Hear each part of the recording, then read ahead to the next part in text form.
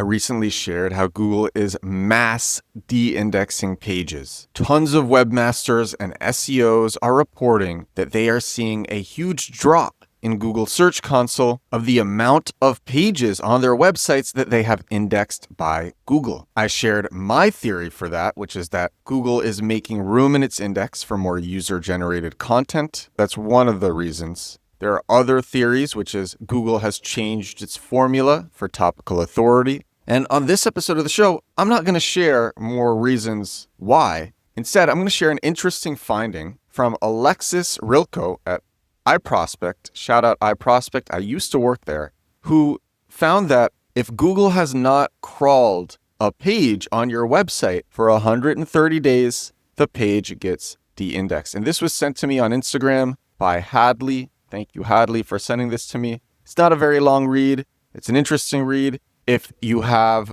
Screaming Frog, if you've used Screaming Frog, Alexis found this out using Screaming Frog. And it's one of these studies that I like a lot. There's a lot of passion in this, how he found it. And that's what I'm going to share with you on this episode of the show. It's called Google and the 130-Day Rule, Indexation Strategy for Already Indexed Pages. This is what it says. Google's ranking algorithm relies on a set of intrinsic values manually defined by its engineers. In other words, these are fixed parameters that do not change dynamically and apply as absolute rules. In this article, we're going to investigate one of these values, a key element that sheds light on how the world's leading search engines manage a fundamental aspect of its ranking system, indexing. For only one website, being indexed by Google and staying indexed is a critical challenge. If a page is not indexed, all other SEO efforts, content creation, link acquisition, conversion optimization,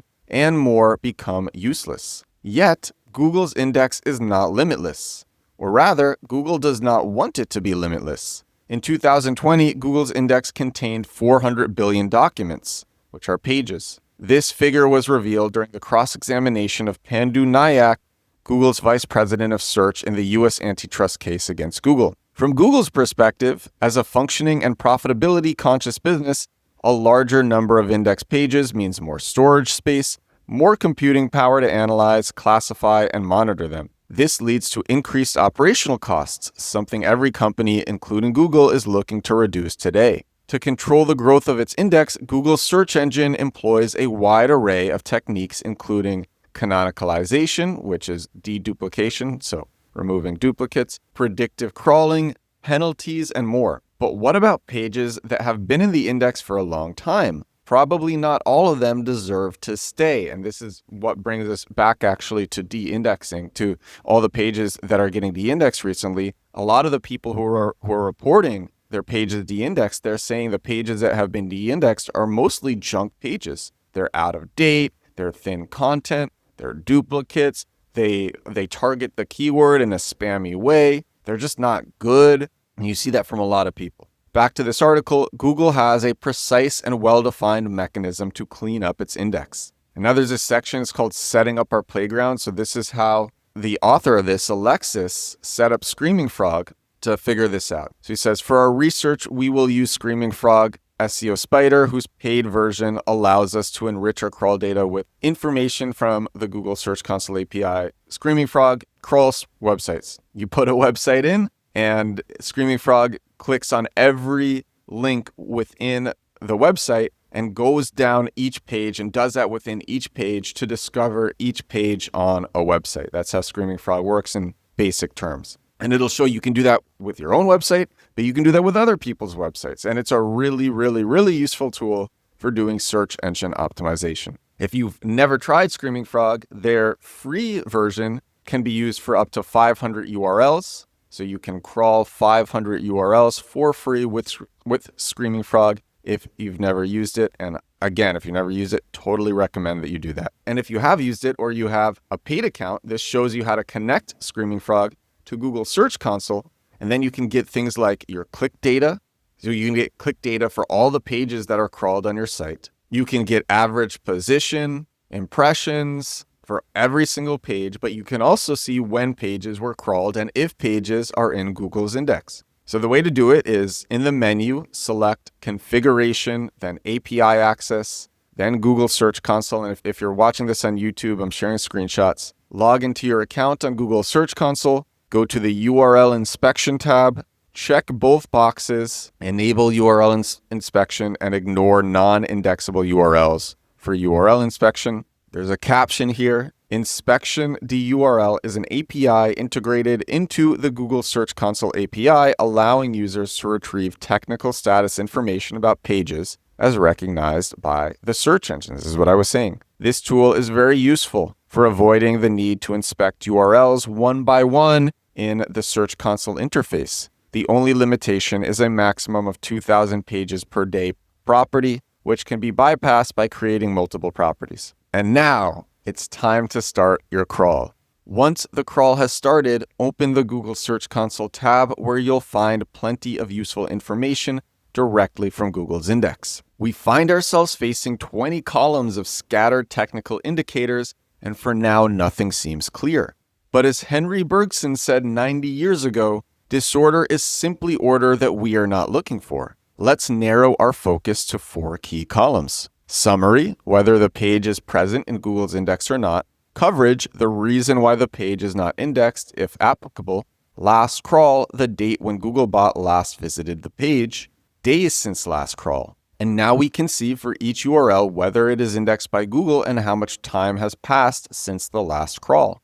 Let's sort the data by the days since last crawl column in ascending order. And suddenly, our data organizes itself into a clear system of causes and effects. Let's investigate this with 5 real cases of different types from different markets. Case 1, official website of a tire manufacturer in Portugal. This is one of the most well-known tire manufacturers in the Portuguese market. After applying the analysis described above, we observe 2 possible states in the summary column. URL is on Google, URL is not on Google. But the most interesting insight comes from the days since last crawled column. It appears there is a causal relationship between crawl frequency and a URL's indexation status. More specifically, URLs seem to be de-indexed if Googlebot hasn't crawled them for 130 days. Now, I want to say I did this myself after reading this, and this is just one of the reasons why a URL might be de-indexed, because I was seeing URLs that were de-indexed that were crawled more recently than 130 days.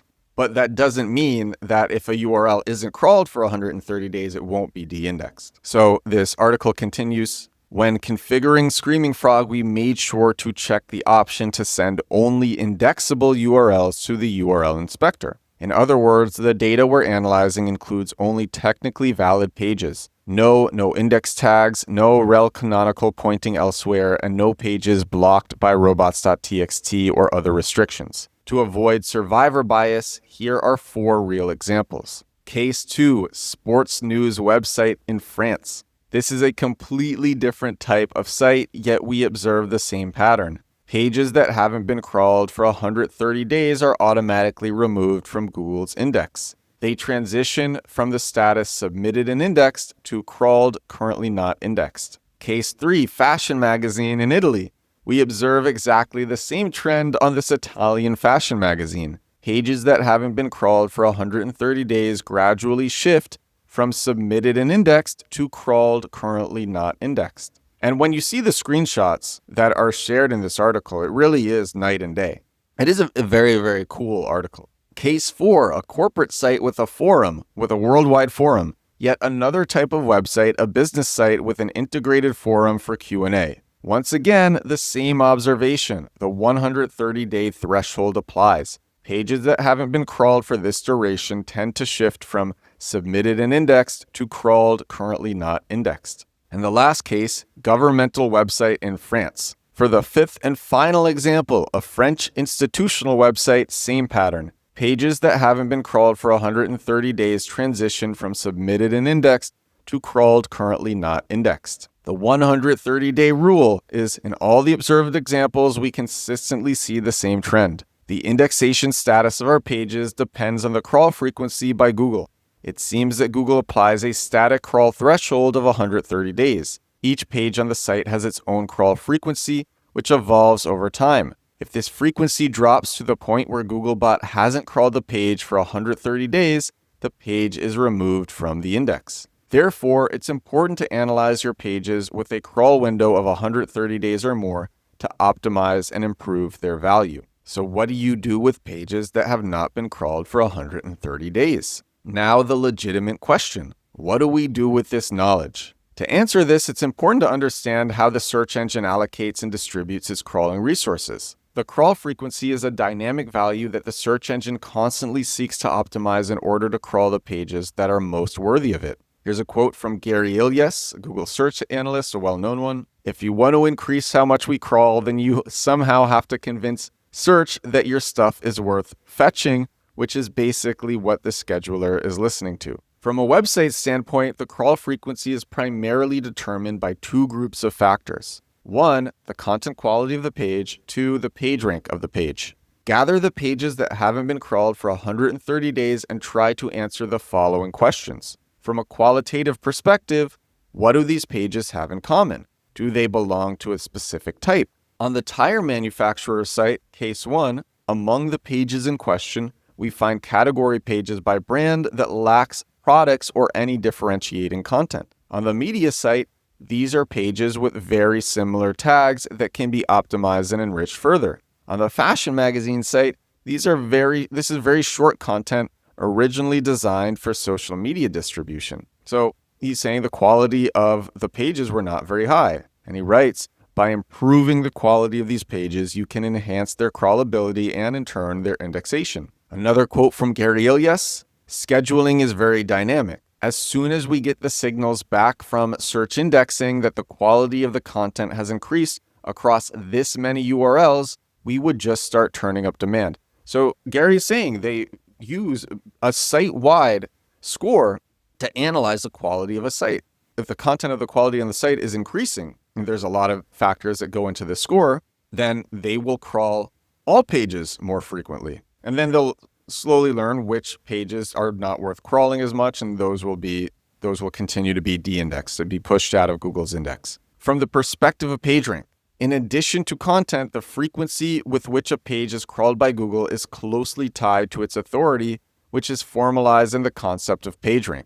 The deeper a page is within the site structure, the less important it is considered. And when this importance drops to a minimal threshold, to the point where Googlebot doesn't deem it necessary to crawl the page more than once every 130 days, it eventually gets removed from the index. This is essentially a cleanup process performed by Google where pages deemed unimportant are removed from the index. This also explains why some pages that were indexed for a long time can suddenly be excluded. And now we're wrapping up. Questions to consider regarding PageRank. Where are the de-indexed pages located in the site structure? What is their depth level? Do they receive enough internal and external links? This basically means how many clicks from the homepage does it get to a page? And if it's more clicks, then that's saying to Google, this page isn't as important. That is depth, that's crawl depth. 2 final tips. If you want to know which pages are considered the most valuable by Google, crawl frequency is one of the most reliable indicators. To conduct this study across your entire site, you can analyze logs, ask your host or developer to export the logs for at least the past 130 days, cross-reference them with your crawl data. Pages that were crawled but don't appear in the log files over the last 130 days are almost certainly not indexed. This was a great article. Shout out to Alexis Rylko for writing it. It'll be in the description for this episode. Shout out to Hadley for sending it to me. And I hope you go and try this yourself with Google Search Console and share what you find. This is episode 715 of my daily digital marketing show, 715 days in a row doing this podcast. Thank you all so much for watching. Thank you so much for listening. I will talk to you again tomorrow. Bye now.